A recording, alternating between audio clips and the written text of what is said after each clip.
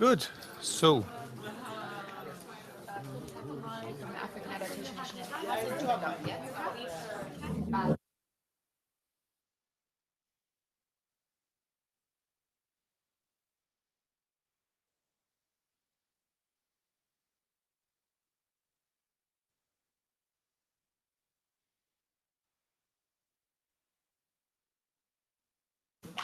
I think we are getting started.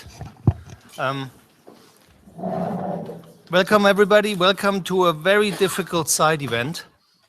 Very difficult because we are right after the lunch break, which in terms of the human psychology and the human body is the worst moment for a side event ever. We are aware that you are tired. We are aware that you might have lunch and tired after lunch, or we are aware that you might be hungry.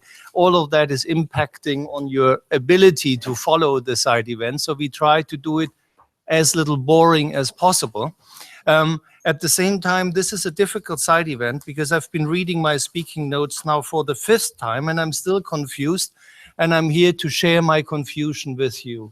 No, but seriously, we are going to cover a lot of ground here, and so many different initiatives, so many different angles. And let me start basically by an observation, or even a conclusion almost, is we have a lot of international processes going in parallel. Sometimes it's not easy to actually see how these different processes are coming together. And I think this side event is going to cover a couple of them. Let me make some examples of that. Of course, we are here to follow up on the Paris Agreement, and the Paris Agreement has, in the agricultural field, many important statements. You know that in the preamble we have a strong mention of food security, which is a long way forward from food production. Only when we started with the climate convention, we have the understanding that climate change is above anything raising the risk for hunger and malnutrition. We have the numbers from IPCC 5, which I dare to say are frightening, but at the same time very conservative. When we speak about increasing hunger and malnutrition by 20% by 2050, I don't even think that's the worst case scenario, but this is a conservative estimate by IPCC. Well, we know that Africa and Asia will be particularly affected, and if we strive to implement SDG 2 on zero hunger, then our attention needs to go particularly to these two continents. We know that SIDS and LDCs are already at the edge, and where economies are largely dependent from agriculture for their GDP, this situation is not going to get better. So there is a lot of different processes which are relevant around the field of climate change and agriculture. Let me just mention a few. There is, of course, the Warsaw International Mechanism with a 5-year rolling work program that will look into these issues. There is the A2R initiative, which is, A2R stands for Anticipate, Absorb and Reshape, which is an initiative that was started by the last Secretary General of the United Nations and is making a lot of headway. And let me just present you this. There is a new information paper that just came out today on A2R for all of those of you who want to get more information about this initiative, a very important one indeed. We are, of course, having the Sendai Agreement for disaster risk reduction. And it's another angle on looking at how we get into a low carbon world that is at the same time resilient to climate shocks and can provide sustainable economic growth to get people out of poverty. This side event is going to address climate action to address loss and damage of vulnerable populations and build resilience. And what we want to do here is, with all of these different agenda items on the international arena, to give you examples and inspiration of successful best practices, of investments in early warning and preparedness, in scaling up of safety nets and social protection at community level, and innovative integrated approaches, challenges, lessons learned, all of that. So in these many different aspects of looking at a comprehensive agenda for sustainable growth, for lifting people out of poverty, for becoming more climate resilient, and also to address urgently the root cause of climate change and work towards a carbon-free world. We believe that agriculture is a central part of it. It's a huge part of the problem, let's be honest about that, but it can be an even bigger part of the solution. And so I'm very happy to introduce our distinguished panel to you, which I have somewhere in these notes here. They just disappeared, my speaking notes. Okay, so to my right, I have Dr. Nurul Qadir from Bangladesh, certainly a country at the front lines of climate change, and one of the countries, I might be saying, in which we have invested a lot of work in adaptation in agriculture, in a country that has many good experiences to share. Then I have to my left Ms. Perpetua Latazi, Director for Climate Change and Disaster Policy and former chair of the Least Developed Countries Experts Group and of the Executive Committee on Warsaw International Mechanism on Loss and Damage. And coming from Tuvalu, you have certainly first-hand experience on what it means to deal on a daily basis with climate impacts.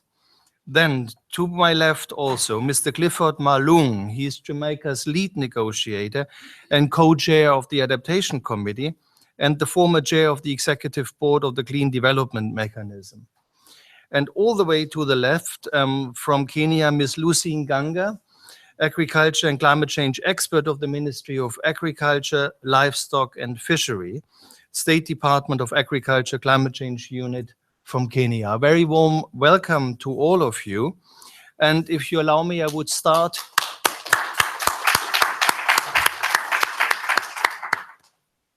to my right with Dr. Qadir. Coming from Bangladesh, you are certainly a frontline state of climate change with about a third of the territory being directly affected and vulnerable to sea level rise, but all of the country being extremely vulnerable to climate change and climate change impacts. At the same time, Bangladesh still a high sector, high vulnerability in the agriculture sectors. Can you share with us some of your observations about how to address vulnerability in a country that is really at the front lines of climate change? Dr. Qadir. Thank you very much, moderator, for raising these very important issues, at least for Bangladesh and country like Bangladesh. Yes, we are vulnerable. We are very much vulnerable to climatic shock. And one point, that is agriculture is in our heart. And not only in our heart, it is it's very much related with our economy as well as in political sector as culture as well. So any shock that comes on agriculture that affects us directly, that is very important for us to protect our farmers from our agriculture sector, food security. These are very much important. Let me give you an example. Just last month, there was a huge early flood that inundated one huge portion of Howar Basin. This Howar Basin basically is a low-lying areas, and the important issue is that in the part of the year, it is inundated underwater and part is dried. In the dry season, the farmers produces crops like rice over here, the winter rice, and that gives their livelihood very much to go on. All on a sudden, after quite long years, we see all on a sudden the flash floods, and that devastated the whole Howar areas. The green to yellow rice that is going to be harvested very soon, that all gone underwater. And you know the impact is totally impacted the life and livelihood of the Howar areas. So that has created huge impact on the economy and the political sector. So we have taken some measures immediately, but that's not enough. Like what we did is we have provided the assurances of the farmers. Those who took loans from the banks, that their interest will be waived. Not only that, after this, they will be given agricultural loan as well, so that they can at least grow further rice. The government has taken another initiatives, that is the, you highlighted some of it, the especially we talk about the vulnerable group feeding. This time we are extending this one and asking those people, already told those people that you will be given food till the next crop is harvested. So that is one way of looking this issue. So we are doing this one. And not only the flood and others, the other areas like the southern part of my country also affected and impacted by the saline intrusion, as and you moderator you said, the seawater rise and others. So we are also looking at that from different angles, like we are trying to discover or researching on new varieties of rice that can tolerate the salinity intrusion as well as flooding. So these are some of the examples that we observe that it works very good. And there is another area where we really do some good work on early warning system. That is very, I believe, this world-class early warning system that we have done in Bangladesh. And there is a standing order of the government. It's a book. And in that book, you will find that there are many committees they have created from the top to the bottom. These committees are not committees only, they are functional. And whenever there is a warning of this, all these committees works together holistically. They see it holistically and works together. There are volunteers, not only the Red Cross and Red Crescent volunteers. These volunteers are from the rural levels and from the areas where this happens. So they come automatically with the relationship through medias, and media helps us very much in this case. So this really give us a sort of support that these vulnerable people at that point of time, they can take them back to the cyclone shelter. We have built many cyclone shelters in different areas. However, this is not enough. We need to do more on this, especially the early warning system. In that case, I would say that we need to increase the lead time. If we can increase the lead time in case of early warning, that could have much better impact on our farmers and on our economy and on other things. With this note, I think I should stop here because there are more. And as said, the food security issue comes because it is 1.30. So thank you very much from my part. Thank you very much. It's already now very clear that successful adaptation and successful resilience building is really interweaving all of the different aspects. You mentioned the importance of insurances. You mentioned the importance of getting money to people immediately after a disaster struck, but also investment in research and development, more resilient crops. And just in what you said in closing, the longer lead time for severe weather warnings is really essential, I think, a point. It brings me to Tuvalu. You're certainly also a most vulnerable country to climate change impacts. And having an expert here, how do you deal with information? How do you actually get this climate-related information into national planning processes all the way to the grassroots? Please, you have the floor. You take this microphone, please. Thank you, moderator, and it's a pleasure to be here.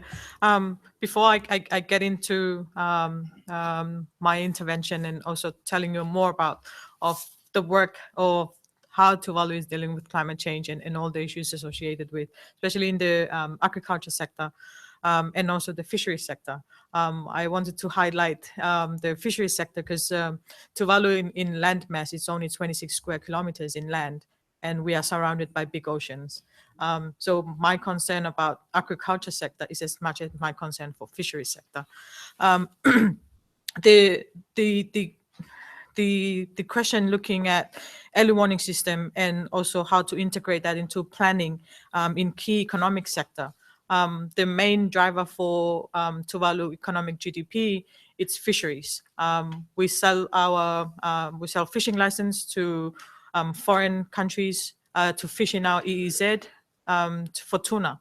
It's a migratory species that's now being threatened by the change of temperature, especially for ocean sea surface temperature. Because it's a migratory species, it changed with the change in climate.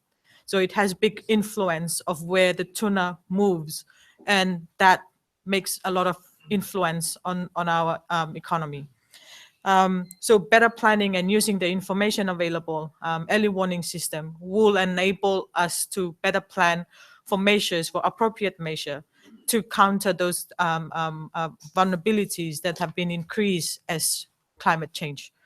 So coming back to the agriculture sector, the change in temperature or precipitation as well, and the change in sea level rise is contributing to increasing the vulnerabilities of our vulnerable sectors, especially for agriculture.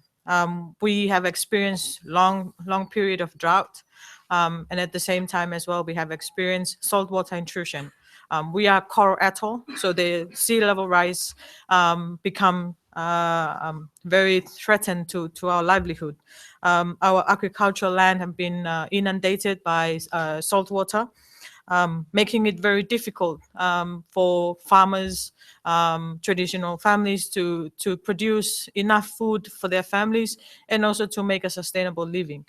So this as a whole, this is just snapshot that I'm giving you to understand the real life situation where people in Tuvalu are facing. The importance of science, meteorology, the information provided by that, it allows us to engage in proper planning. So with the Tuvalu as an LDC as well as a SIDS, we do NAPAs, National Adaptation Plan of Action, in which enable us to look deeper, set baseline, so that help us in our future planning. So processes that have been set up for NAPAs, NAPs now in the process, and now we're looking into how to assess loss and damage. That's very critical, and the availability of tools and early warning system, early warning information, and also meteorological data help in the process of this planning. So I'll stop there for now. Thank you very much. And I might just chip in and saying, we see that from our FAO side very often coming as one of the key demands is really information, meteorological information, and how do you translate this meteorological information into a full range of products, from actually extreme weather warning, but also to seasonal forecast for agriculture. And with my apologies to you, this is a bit of an FAO mindset, but if I speak about the agricultural sectors, what we mean is always agriculture, forests, fisheries, and aquaculture. So this explicitly, agriculture in our view doesn't only mean cropping and livestock, but it's a broad understanding of everything that is food production.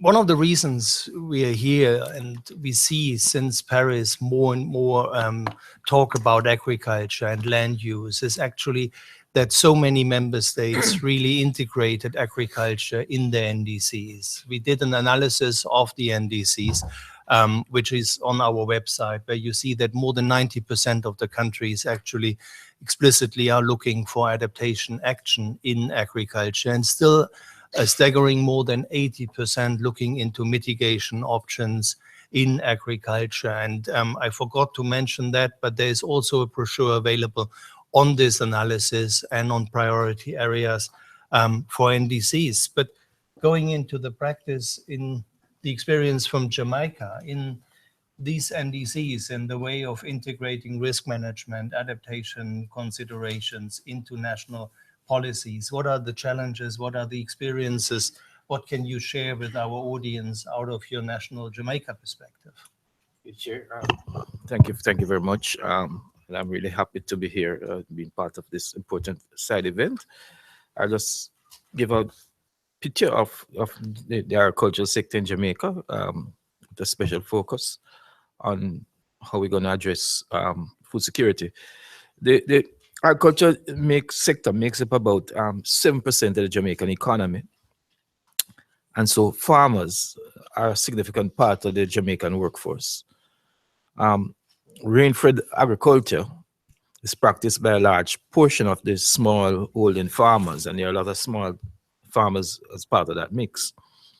And so climate change impacts, which will bother them, includes flooding, droughts, changes in rainfall patterns, access to and available water, pests and diseases, and the really negative effects of tropical cyclones. There are also issues relating to gender, where women are a significant part of the number of small farmers, and they, in many instances, are also single women-led households, where they are the breadwinners, homemakers, caregivers, as well as the higglers or vendors of the farm products in marketplace. They play a multiple role. This places them at a significant disadvantage to their male counterparts. For example, when we get impacted by a tropical cyclone, where a large portion of the crops are just blown down or flooded out, and then the recovery effort starts. The woman farmer first has to ensure that the home is built back, is brought back to reasonable standard before she can then go into the farm. Well, male farmers can go right away after it, so it puts the women at significant disadvantage. So you have to take that into consideration in your planning. And then with a strong agriculture tourism sector, a lot of food is imported, which can have adds certainly to the food bill, which is paid for from scarce resources. With respect to the question you've asked, with respect to challenges, then certainly these small farmers, who I say is a significant part of the workforce or a significant part of the farming community, cannot afford to insure their commodities. There's also little or no recognition of the efforts that they make in trying to adapt climate change in the products that we see that are developed for insurance for these type of events. So there's no specific product with respect to an insurance product that targets this group. However, there are solutions, and certainly at the national level, we have seen where there have been a type of parametric type insurance that have been provided to the governments in the Caribbean, where the payouts are based on the strength of the wind, if it's a hurricane, or if it's an hurricane, or the rainfall amounts, which also have a hurricane or a flood event. But we've also seen in recent times that there have been some very innovative type of loan schemes that have come that addresses those concerns that small farmers wouldn't have a lot of collateral, say, but they have their products and things. So there are a lot of innovative things have come on stream here. I'll just speak about the collaborative effort, which is a good practice and maybe a best practice. It's called the Caribbean Catastrophic Risk Insurance Facility, CCRIF, and some of you may know about that. It provides a parametric type insurance for losses that are associated with severe weather events, whether it's hurricanes or floods. This came about out of an initiative of the Caribbean community, CARICOM, where the 14 English-speaking members of the Caribbean are part of this regional body. And it was recognized mainly with the climate change negotiators that brought this concept to the CARICOM leadership, that whenever there's a tragedy, and Hurricane Ivan in 2004 brought this starkly to everyone, when Grenada, one of our islands, was totally devastated, totally hit, lost a large part of the GDP. But other countries like mine, like Jamaica, came to their assistance, even though with the scarce commodities. So you usually have some type of emergency fund that you help each other out to get them back on their feet. And Jamaica has also benefited from that. So the notion is, why not put some of this fund into an insurance plan? And so they approached the World Bank. And through that, the CRIF was developed, where the governments can put in a premium. It is leveraged, The payout comes if the winds pass a certain speed or if the flood is for a certain volume. And we have seen where that CREEF has attracted a lot of outside interest as a good practice, and countries like the European Union, Australia, and others have contributed to that CREEF parametric insurance facility, and so it's doing quite well and is a best practice, and it is now been looked at, if not been implemented in other parts of the world. So I'll stop there, Chair. Thank you so much. Thank you very much. Already the second time we hear about insurance and innovative loan products, and I'm sure that in your questions, and we're coming to your questions in 5 minutes, bear with us, insurance will play a big role, and also the excellent question of how you actually turn money that is available in emergencies already at the first step of really rebuilding in a more resilient way. And I mentioned the A2R initiative, which is aiming exactly at that. Coming to Lucy Nganga from Kenya, question also to you, how can early warning be turned into early action? How do you get the information on the ground, and how do you get in all of the planning processes, the data and the knowledge we have? Nancy, please. Thank you, Chair. I think equally like my colleagues, I'm honored to be here. Yeah. Okay. Sure. Okay, thank you, Chair. I think I want to say I'm honored to be here. Like my colleagues, I think insurance is one area that has really emerged as a way of trying to, help the vulnerable communities. For the case of Kenya, I think we have started in an approach where we are looking at the policy, we are looking at the intervention, and then we are going to the activity. At the policy level, the agriculture sector is now renewing its agriculture sector development strategy, and in it, unlike the earlier one, which was ending in 2017 this year, the new one that is being revised has captured insurance as a major intervention going forward, which is really a plus, because once it's in that strategic document, then definitely it will be input into the financial documents and eventually being implemented and being followed up.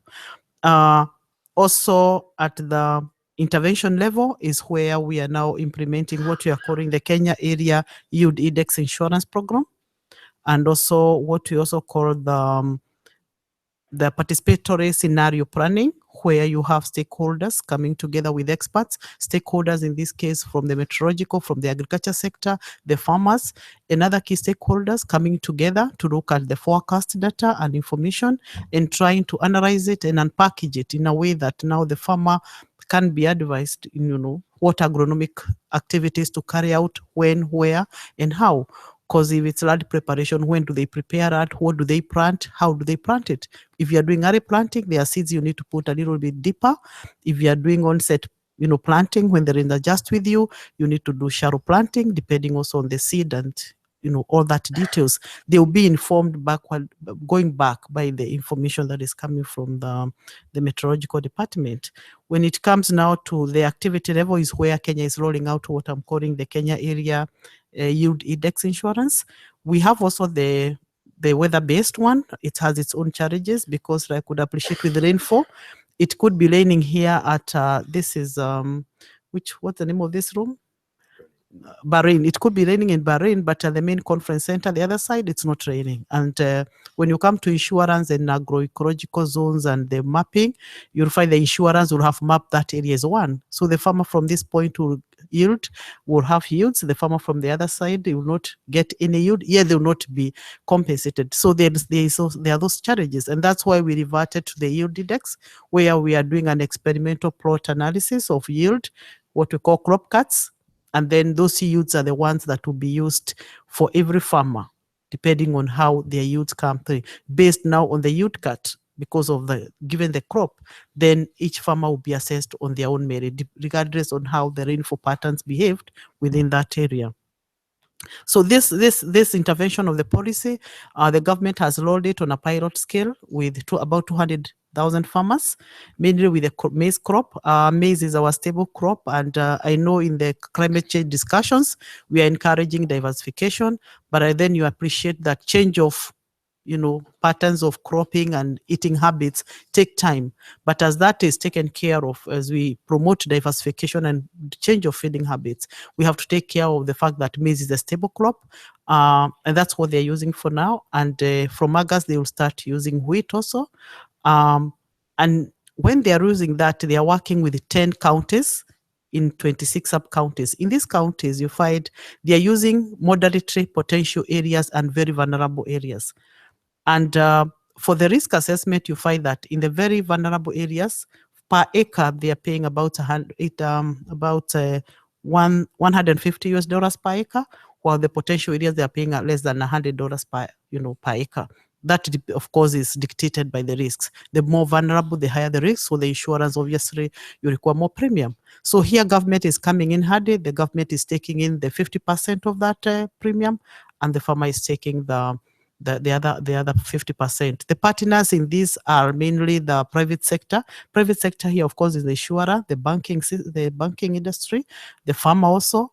The other is state players. Of course, the National Treasury has to be engaged. What we call the Ministry for Planning and Devolution, because with the devolved units, the counties, that the ministry that interacts with them, and of course the sector ministries, if it's livestock area, if it is crops, the agriculture sector area. Having said that, then you find that the challenges are still emanating now from when you're working with the insurance, the issue of historical data. You need historical data. You find the data that we have as a sector is there, but then the data was not put together with this aspect of insurance in mind. So you find that most of the data that is there, it cannot be directly being analyzed for use in the insurance company. So this process, this crop cut experiments, going forward now are generating that data. Of course, over time, next 2, 3, 4 years, when you come back here, we'll be talking of now having some data that the insurance companies can work with. Because without that data, again, you have challenges on how you engage the insurance companies. But now, because they are on board and they are doing the crop cuts together, so it's very easy going forward. After every season, they are able to come and illuminate according to how the weather behaved and how the yields worked out. Yeah, for now, I can say that. Thank you very much. And I think you raised a very important point in index insurances. It's not only the availability of the data, but it's also really understanding the data. We have examples, for example, where you have in average the same precipitation that you had before, but the pattern is really changing. So you have extended periods of drought and then extreme rainfall event, which is of course very bad news for agriculture, and it doesn't show up if you just look at annual averages. So in some instances, for example, and you just mentioned maize, there are varieties that are 60 days varieties or 90 days varieties. And in the same circumstances, a shorter variety can make better sense because you still have a stable period of 60 days where you can put that in. I haven't said that at the outset, but in all of this work, we are addressing actually smallholder farmers who are, on a double perspective, the most interesting population when it comes to food security, because, and we've been saying that before, but it's worth repeating, that out of the 800 million people who are food insecure on this planet, 80% are actually smallholder farmers. So we are in this absurd situation that those who are producing food are often the most food insecure. And at the same time, family farming is still contributing the largest chunk in feeding the world. So in climate change adaptation and in building resilience, this is, and I'm very happy to hear that from our 4 panelists, our main target group for our interventions. So far, we've heard about the complexity of the problem, of approaches, how we can bring that together, innovative loans, insurance systems that are really looking into the particularities of people, connecting, as you said, a top-down and a bottom-up approach, bringing the instruments to communities, but also, and in particular, bringing information and practices down to the grassroots level. Because let's not forget that most of the people who are producing food do it on the basis of traditional knowledge. They learned from their fathers and mothers how to do farming, and what they learned is not always still pertinent with changing rainfall patterns. But at this point, and as I said at the outset, mindful that this is a difficult moment in the day, I want to activate our audience. And here is a box that we can throw at you with a microphone in it. And if you're brave enough to raise your hand, there might be a blue cube flying in your direction. And if you take the black spot of the blue cube, you actually have the floor and the microphone. So who dares to go first to take the unique opportunity to catch the flying ball and ask the first question or to comment out of your experience? There's a lady all the way in the back. I think that's a long throw. If we can get this. Bravo. Please. It's not working. So you have... I think it's not working, right? So my question is related to all of you countries. How do you use, or do you use global funds which are maybe not yet implemented for just loss and damage, but like, for example, adaptation funds, or do you use any international funds to work or to like help the people affected and the communities that are affected, and which role plays these international level? Okay, thanks very much. So first question, to what extent come international climate funding and adaptation fund, but if I may also add Green Climate Fund and emerging programs here? Took note of these questions. Should we take 2 or 3 more questions for a first round of answers? The lady in the third row, please. Yeah, you.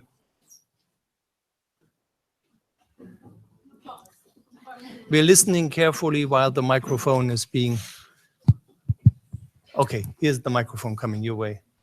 This time without a box, but functioning. Hello. Okay, my English is not so good, but I will try. I come from a pastoralist community in West Africa. So I see you didn't talk about this kind of communities. You talk about farmers and fishers, but not pastoralists. So I want to ask you, how can we connect your reflection with pastoralist reflection on the same issues? Okay. Okay, thank you. Thank you very much. And I already have Kenya earmarked for the answer, because I think the relationship between farmers and pastoralists is a particular issue. And there's a lady all the way in the back asking a question.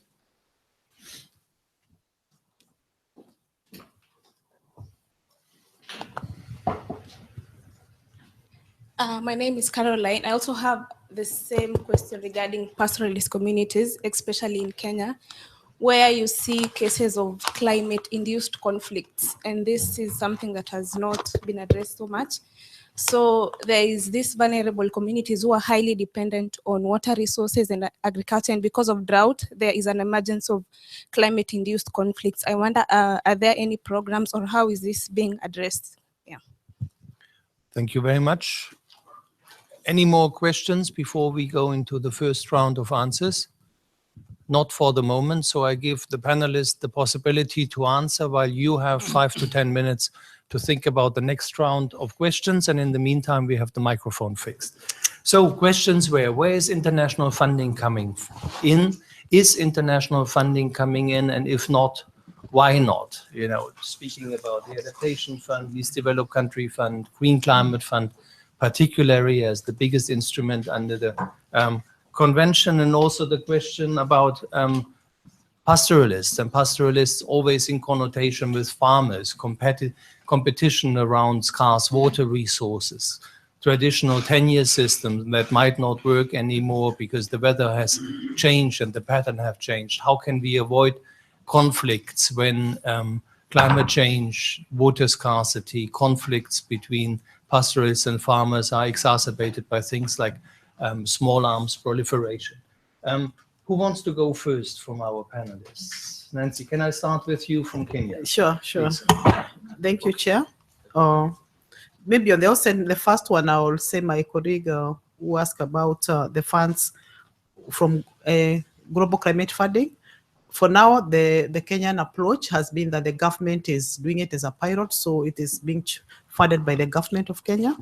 But I think going forward, once the pilot is run and we see how it works, then we'll be able now to put up a proposal when you have the data. Remember the data, like if you're applying for Green Climate Fund, data is very crucial in your proposal development. And I think we're in that stage where we are actually even developing that data from the crop cuts and the like. So for now in Kenya, we are at the pilot stage and the government is investing. We have, however, some development partners that are working with us and doing small pilots, especially in the livestock sector, on insurance-based. I may not be able for now to report how the small initiative from the development partners are for now, but I know they are there. I mean, Marsabit and Isiolo, they are there. Now, on the other one, which I get is also more patent, and Caroline from Kenya has asked, and my other colleague from West Africa about pastoralists. I think it's not that it's a forgotten case. Remember, like in Kenya, and I guess most of the African countries, the larger parts are the drier parts, and the drier parts, it's livestock is the main livelihood there. And therefore, these are the areas where when it's drought, it's extreme droughts. When it's flood, it's massive droughts. I mean, massive floods like happening in Kenya as we see it here. In Kenya, the approach has been, apart from those small initiatives that are going on for the insurance, we also have a program where we have a department called the National Disaster Management Authority, NDMA, that is working in most of those marginalized areas where we have the livestock sector as the major livelihood. And with them, they carry out, like the word says, Disaster Management Authority, they carry out initiatives to address those issues. We also have the central government also looking at the livestock offtake, especially during the drought period. And this is where they release resources to try and help the farmers to really, dispose of their livestock before the drought hits them hard. And they have, the money, stored or kept in banks or whichever way they want to do it, so that they're able to restock when the weather changes or, it's favorable for them. But further, from the sector point of view, from the Ministry of Agriculture sector, we have a number of projects. In fact, I know about of more than 6 projects. One of them, I can quote it here, the Drought Resilience Sustainable Livelihood Program that is going on in counties like Marsabit, Samburu, Isiolo. And I'm mentioning the counties because Caroline is from Kenya. She would really relate with this. And this is a project that is looking into the pastoralist communities in terms of how do they have the hay banks, how do they distribute the hay during the drought periods, how do they organize their offtake programs. So the initiatives are there, more so through the partners do the small insurance pilots, but also through the government doing the offtake, and also specific projects going to those areas and addressing the livestock issue. Because most of those counties I've mentioned, Samburu, Marsabit, Isiolo, West Pokot, Baringo, and Turkana are all livestock dominated livelihood counties. Thank you. I hope that's satisfactory, Caroline. Thank you very much. And again, the lead time to turn information into action is the important moment and the important parameter that we can improve and to better react to crisis. Dr. Khadija, you made this point earlier about the lead time for early information. Would you like to comment on the question, but also speak about the funding issue and about how the Green Climate Fund could be coming in? Thank you very much. Let me highlight something on this issue of funding. As raised previously, we didn't get that much of support from the international sources, especially the Green Climate Fund so far. We have got one project and the funding is yet to be released. We hope that we'll be getting that one. From our side, from our own side, we have created a specific fund that called is Bangladesh Climate Change Strategy, Bangladesh Climate Change Trust Fund. This trust fund, we have injected about $400 million so far, and with this trust fund, we have done so far about 500 projects. These projects are not that big projects, but basically targeted to help the most vulnerable people, especially farmers, agriculture, and other sectors. So this is from our own source, but we believe as NLDC and others, the development partners, and especially from this channel, from Green Climate Fund as well as the Adaptation Fund, that should be more proactive to support these most vulnerables. Not my country, but also from other countries, especially those are suffering on these issues. And in case of, as you said, the lead time on early warning system, we understand that we have made some breakthrough because we have some collaborations with the scientific communities, but we need to do it more. And how we can do that is, like, one point is that we can cooperate with these regional bodies. In our case, flood and others, all the rivers from in my country is mostly linked with India, Nepal, Bhutan. So, and they are on upstreams. So if we can get early sort of informations on this, like currently we have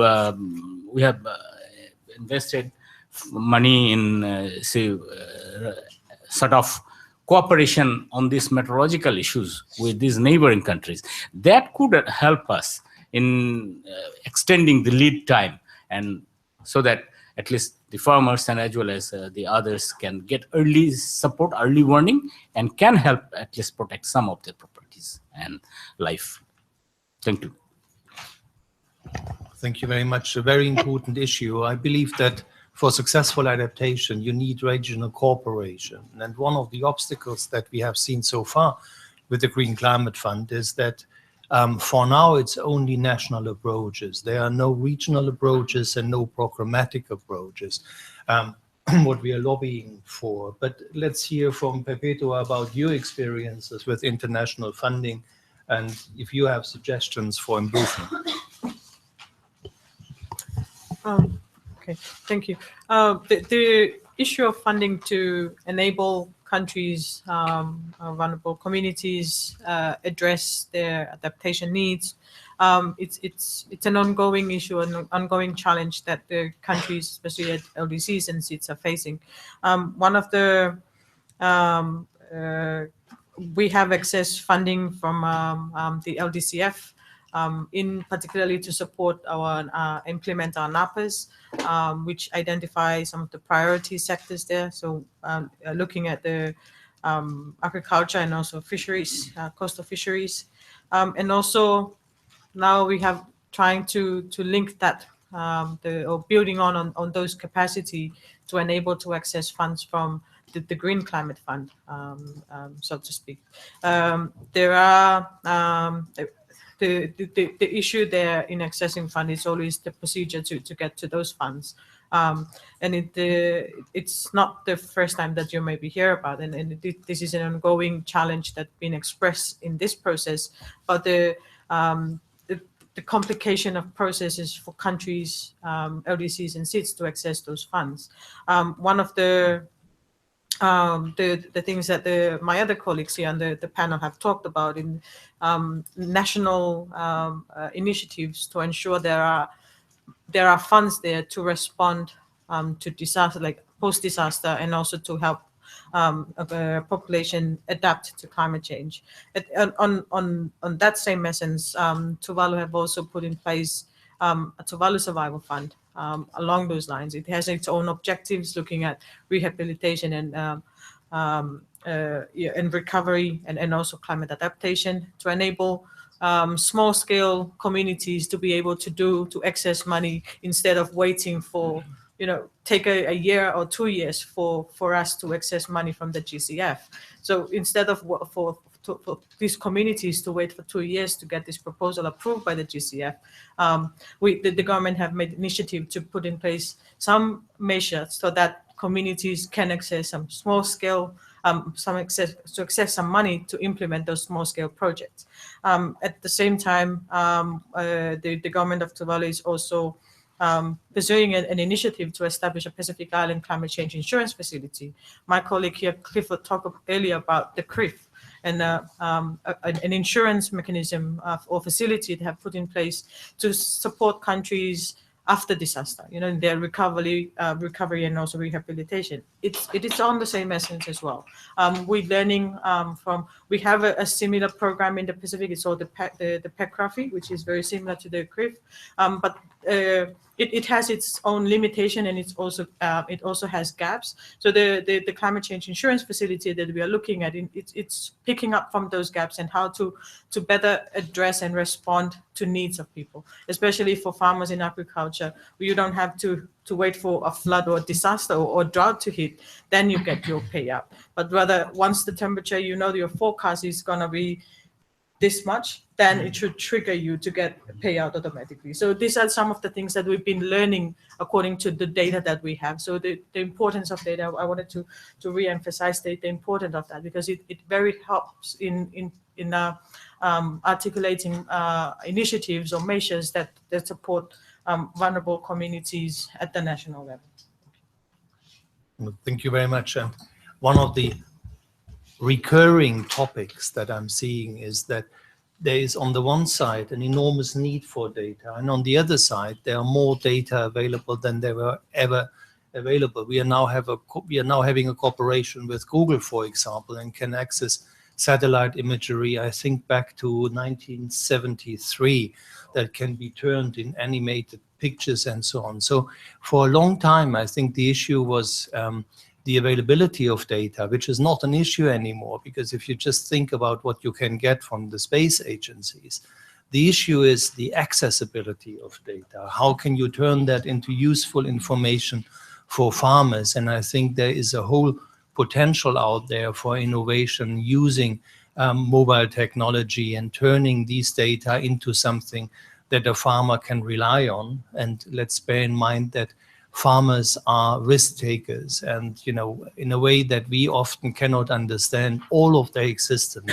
depends on this one decision, on whether you bring out the seeds today or not. So how we turn that into reliable products and also turn that into understandable and usable products. And there are fantastic initiatives of farmers getting organized, just sharing information amongst themselves to really address this data gap.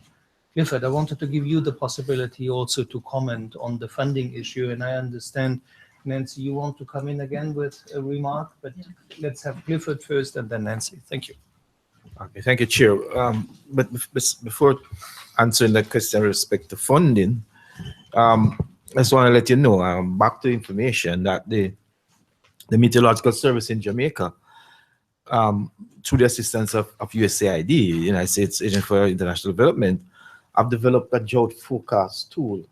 So they are able to now predict the onset of a drought well in advance. Tool is up and running, and it's been used by most countries in the Caribbean, actually working for some 40 million people, I've been told. And what we've been able to do is, through SM messages with smartphones, is to be in direct contact with the farming community. So they can use, through their phones, they can get SIM messages that comes out that tells them, provide this type of information. But they can also have, they have a map of Jamaica where they can click on any specific area and get a 3-hour forecast or a 3-day forecast for that particular area. And that has been going across quite well, Chair. With respect to financing, we are currently implementing the pilot project for climate resilience. And through the funding from the World Bank, through the climate CIF, the Climate Investment Fund, we've been able to, with the partnership of a bank, a local bank in Jamaica, to set up this innovative loan schemes that people from the farming community can be assisted in small loans, small low interest loans, to help them either to get the production going or to recover from a particular event. Thank you. Thank you very much. Nancy, we take a short comment from you, and then I think I have about 10 minutes for a second round of questions. We're coming to you in a second. Nancy, Okay, please. thank you, Chair. It's Lucy, not Nancy. I'm so sorry. It's okay. Yeah, I just wanted really to clarify on the issue of funding, because I may have created an impression that we don't use international funding in terms of addressing issues of vulnerability of the communities. But I think what I meant is that as for now, we are not using direct climate financing, but we have numerous projects in these marginalized areas where either it's crop production or fisheries or livestock. We have quite a number of projects going on, and the funding, you'll find most of the funding is from development partners, not necessarily from the government. What the government is specifically doing in this aspect is piloting the insurance one, but in terms of addressing the issues of vulnerability communities in crop production, fisheries and livestock, we have quite a number of projects that are being funded by other development partners. Lastly is about data. It's clear you disagree with the chair. I know there is massive of data out there in terms of, when you want to use like GIS tools and stuff like that. But there are some adaptation initiatives that will require very location-specific data, data that may require ground truthing, and that one has to, put that data together by doing an example like I gave of crop cuts. That one you can't get it in any other way. You have to go down there, do the crop cuts, and numerous things that you need to be, a location-specific kind of data assembly, and that need to be done over time. Now, and the example I'll give is that when you're doing a risk and vulnerability assessment for a country, you'll find every country will claim to have a risk and vulnerability, maybe a map or data. You really have to interrogate, what was it meant to do? Or what was the objective of that risk and vulnerability assessment? Because again, if it was just a risk and vulnerability based on, a broader aspect, when you go to the ground, you find areas that were marked as areas that could be, greenish or, high potential areas are far from it. Because maybe the layering that was done was, used. I'm not an expert in GIS, but I know you need to use different layering for different specific things for you to achieve close to the actual on the ground. So I guess even as we use that assembly of data out there, we need again, even as we do risk assessment, like we are recommending in our country, that we have to go again to sector specific, where you say now we are mapping this specifically for agriculture, so that you're able now to put up a data assembly and a map there that shows really this is how the arid and semi-arid, the high potential and stuff like that are laid out. I hope I make it clear. Thank you, Chair. Thank you very much, Lucy. And again, apologies for getting your name wrong. In data dissemination via mobile technology, this is absolutely a two-way street, because it also gives you a fantastic potential to really get reading from the ground to get a more granular picture. And I should have said that in the partnership with Google, this is certainly not just relying on satellite data, but we are providing currently back more than 500,000 ground truthing points to exactly close that gap. I think you need both. You need the reading from the ground and you need the satellite observation. But you've been waiting patiently for your question.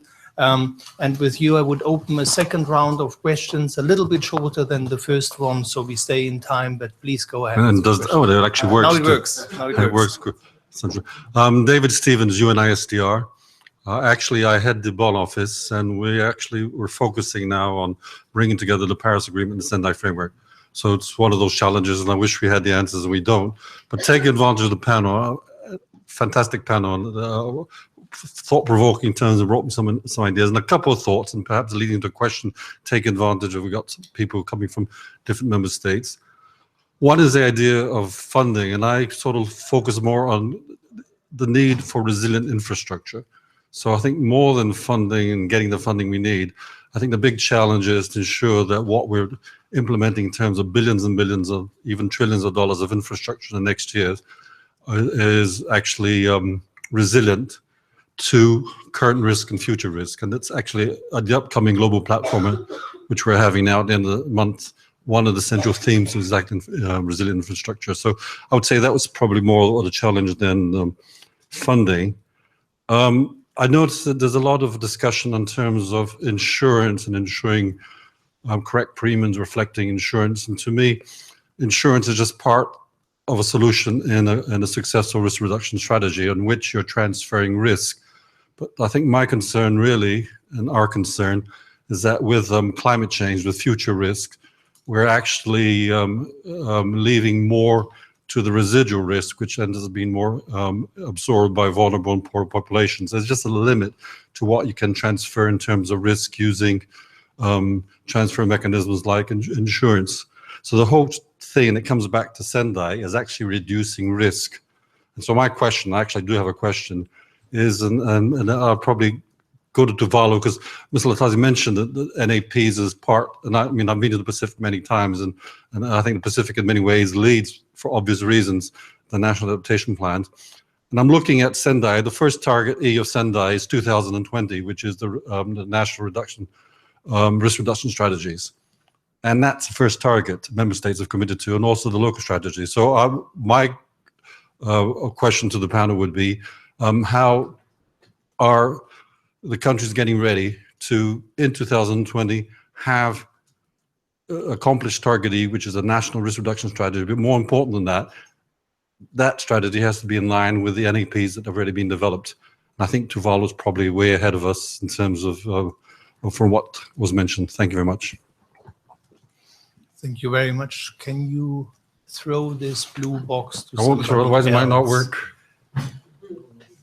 This is your last chance to ask any questions, to comment directly in front of you. You don't have to have a long throw here. Please. Take it. Hi, I'm Danielle Falzon. I'm a PhD student at Brown University, and I'm wondering, I'm interested in non-economic loss and damage, and so I'm wondering if any of you guys have anything to say about that, because I feel like it gets swept under the rug a lot, especially when insurance mechanisms get brought up. Can you say that again? Oh, I'm sorry. Sorry.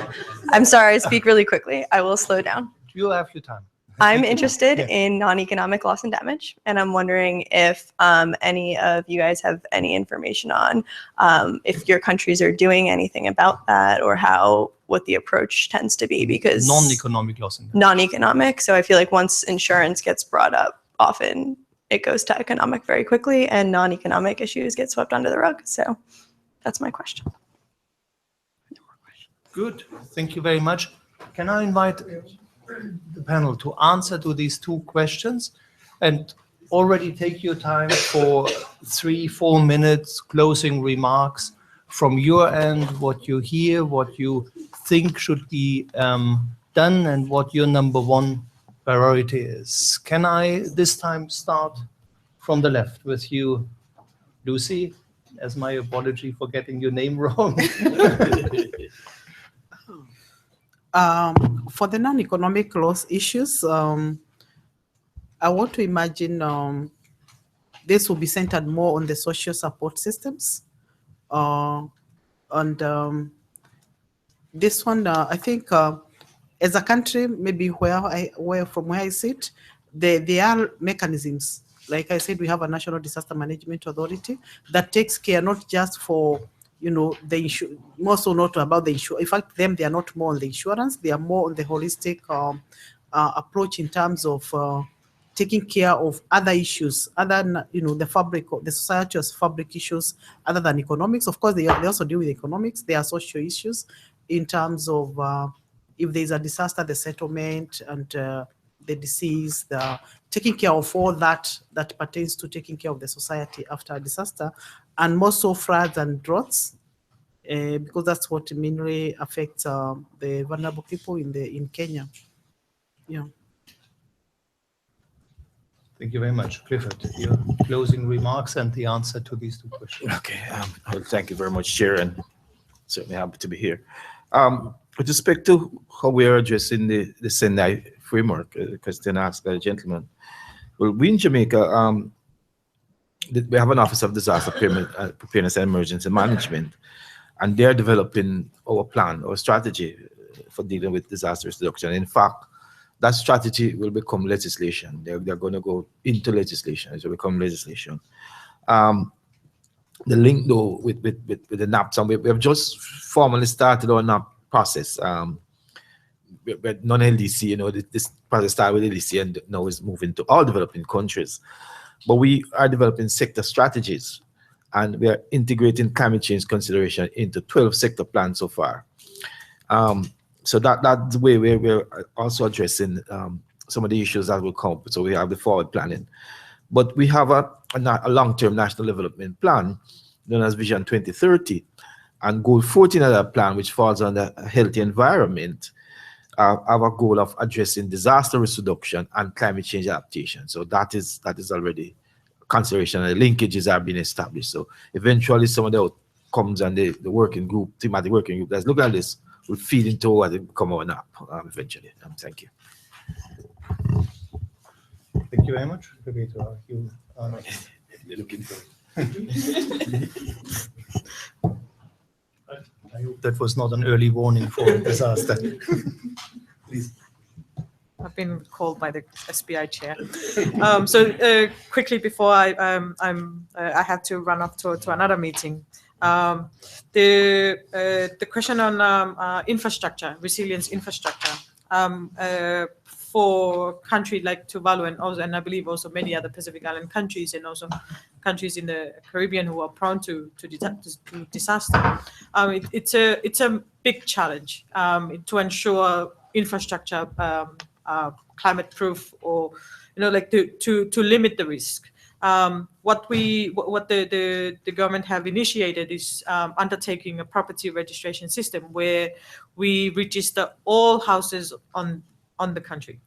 We have Tuvalu is made up of 9 islands, so we have made an effort to register all the houses.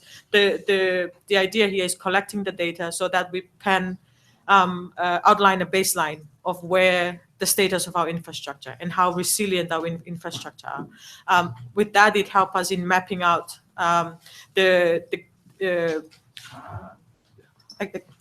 how far if a cyclone hits us, if it's a category 3, 4, 5, looking at the baseline of infrastructure that we have, we know exactly what are the damages we're looking at. In planning that forward, having that baseline in place, there are also measures that have already put in place to look at infrastructure as a whole, and in how in our effort to make that more resilient. One of which it's a building code to ensure that every new houses or any new building to be built on the island need to meet some specific criteria so that it's resilient. Not to an extent that you cannot ensure that your house is fully resilient, because with climate change you just increasing the intensity of cyclones that ever come your way. So it's a difficult way to keep up with how resilient infrastructure, but measures are being trying to put in place to ensure less damages are being occurred. And Ovio is going to run away, but he should be the right person to answer your Nell's question, the non-economic losses. But I'll leave that also to my other colleagues from the ExCom who are also here in the room to respond to the question on Nell's. With the Sendai framework and how that links to the to national processes, and I think that's a good point, and also for I think it's a call for UN systems organization to work together and collaborate. With the Sendai framework, you have targets that countries agree to, and the implementation of those targets, the ensuring that those targets are being achieved, organizations like UNISDR, UN OCHA, and so on. And in this UNFCCC process, we're working on NAPAs, on NAPs, and how to link those together. And the Pacific region make an effort, and they produce and endorsed by leaders in the last 2 years a strategy, a framework strategy that looks at building resilience in the Pacific, which combines Sendai and climate change. So it is also want to put back to you and encourage you to work together at that level, because the support the countries like LDCs and SIDS look for organizations to provide that support to them. For our national targets or national adaptation targets at the national level, under this process, we have like the LDCF, the JEF, the Green Climate Fund that provide the financial assistance to enable us to do it. Although Sendai framework put a lot of pressure on countries, on national budgets to cover those. those.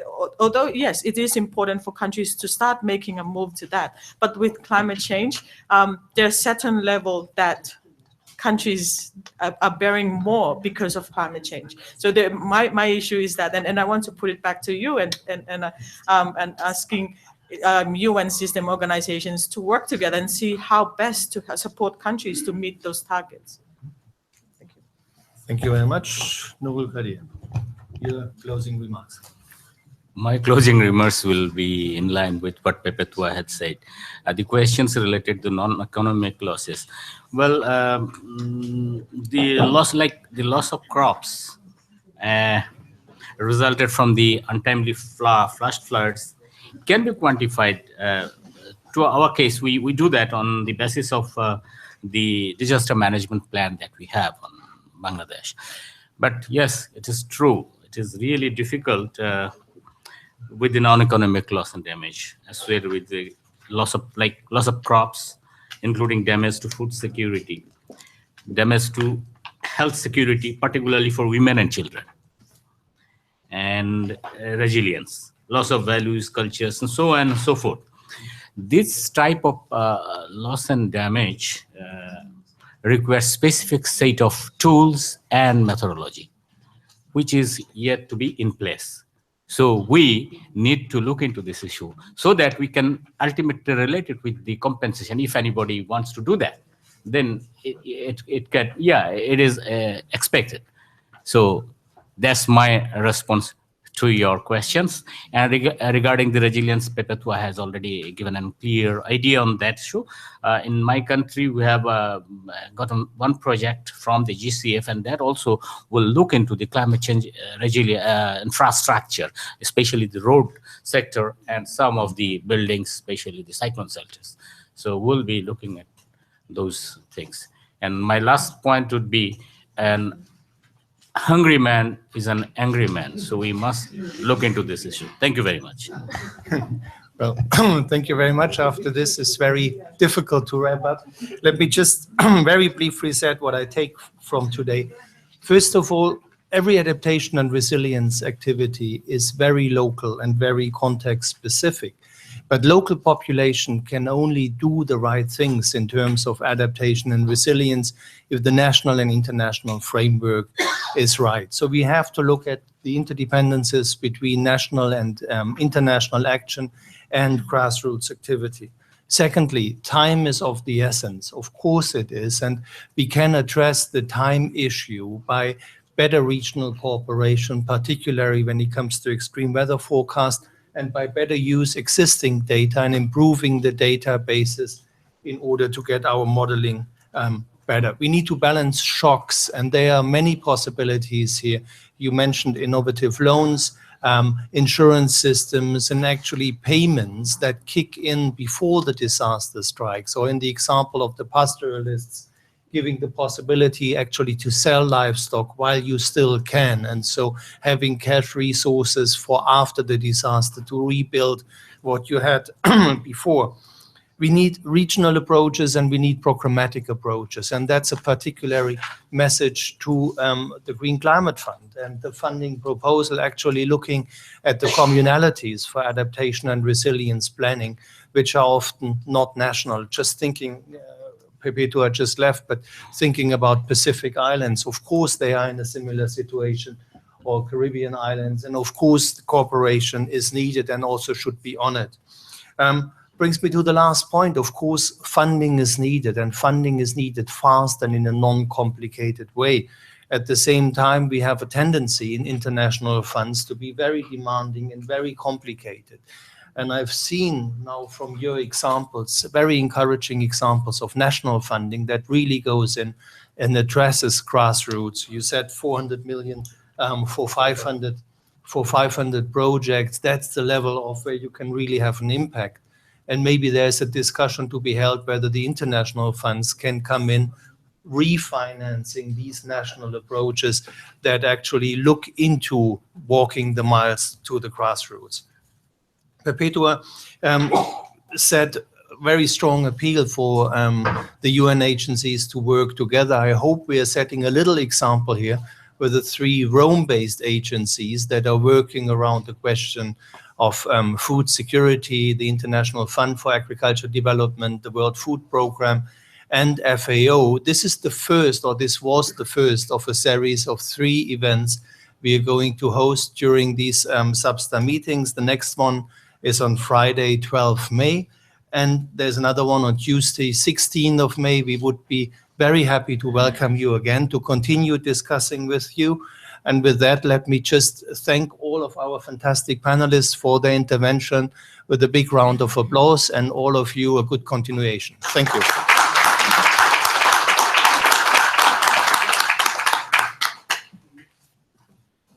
Who's interested, there are copies of this available in front.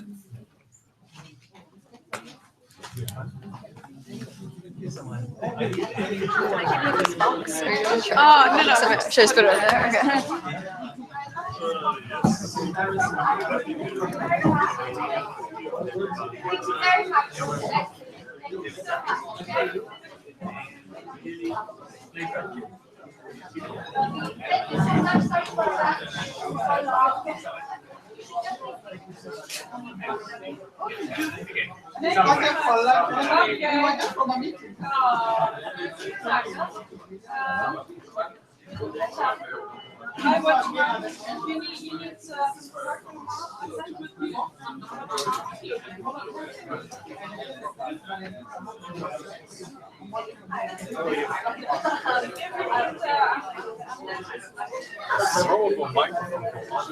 Okay.